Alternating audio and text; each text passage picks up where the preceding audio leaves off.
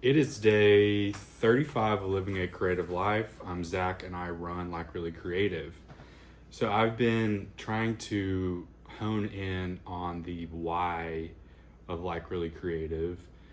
Um, I started reading Start with the Why by Simon Sinek and trying to narrow down why I'm doing what I'm doing, how I'm doing, and what I'm doing.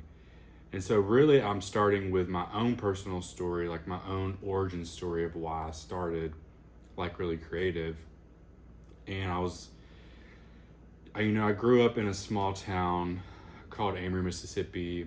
It was not a place that celebrated creativity.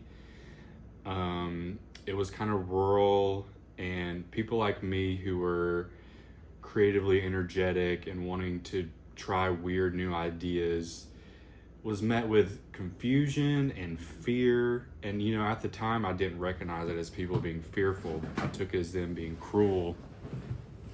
And I really internalized that, and it made me shut down a little bit. But, I still kept creating, but I did it quietly. And in high school, I had like a creative community. I had a friend named Kit, and she was a singer, and she still is an amazing singer. And I wrote a song for her to sing, and I sang it and put it online on YouTube. Everybody found out about it, and it was one of the worst things of my life. I people One time I walked into a classroom and everybody was surrounded around the computer, including the teacher, and they were all laughing. And as I got closer, I saw that they were watching the video of me. I had another teacher come up and be like, "Were you serious with that video?" Like laughing. I had people like singing it at me while I was walking through the halls, and people left comments on the video that just were really cruel. And so that shut me down. And so when I got to college, I thought usually in college people have like a creative awakening, and I started out as an art major, and I sucked at drawing, and I felt like in order to be an artist, you had to be really good at drawing, to do like representational, figurative drawing. And I'm really bad at that. I just like doodling symbols. And when I got to drawing two, the teacher held up a really beautiful portrait in color, and she held it up and she said, "This is a C minus." And of course she was doing it as a scare tactic, and it worked on me. I got scared. So at the time I was working at the newspaper, the college newspaper, so I just switched my major to journalism, because before anything, I'm a writer first. So that fit naturally. I can make a career out of that. It's a safe bet. I was so scared, and art supplies cost so much. And anyways, then I found drugs and alcohol, because for my entire life, from being bullied, from being isolated in my room by myself, creating by myself, I developed social anxiety. I lacked social skills. And so when I tried drugs and alcohol and it was completely relieved, and my true self came out, that was over. It was over for me. Like, I relied so heavily on liquid courage, and that further isolated me, made me depressed. I used hangovers as an excuse to stay in, to disconnect from people. And then I moved to Memphis and started dating an artist who I revered and thought, like, this is what art is supposed to be, and was put down for me expressing my creativity.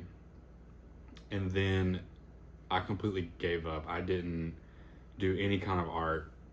And then the pandemic happened, and I discovered the artist way. and really reconnected back to my creative path, my true purpose, which is to create and to inspire. And ever since then, I've been actively creative. I've written 2 novels, a collection of short stories, like over 200 poems, like over 50 works of visual arts. I've created an album. I've started on a new album. I've been in galleries. I'm able to be on the Artist Advisory Council for Memphis Music Export. And what I really realized through all of this was, and what I was lacking was community.